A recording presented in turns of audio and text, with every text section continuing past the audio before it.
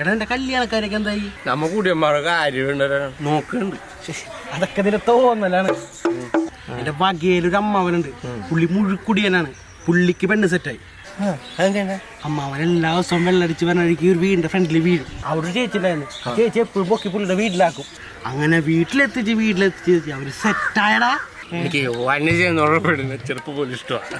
ഞാൻ അവളെ പോയി വളക്കാൻ പറ്റുമോ നോക്കട്ടെ.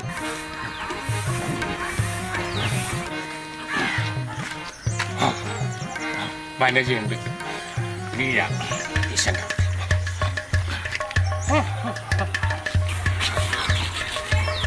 കണ്ട് അമ്മനെ വിളിക്കണത്. അതാരാണത്? ആ തള്ളമൊക്കണ്ട ഇപ്പൊ ശരിയാക്കി തരാം. നീ എന്റെ കാലുമ പിടിച്ചേ, എന്നിട്ട് നമുക്ക് റോട്ടിൽ കൂടി ഓലമടന് വലിച്ചുകൊണ്ടോണ വലിച്ചുകൊണ്ടോളാം. ഇനി ഞാൻ എന്ത് ചെയ്യും? പട്ടിത്തള്ള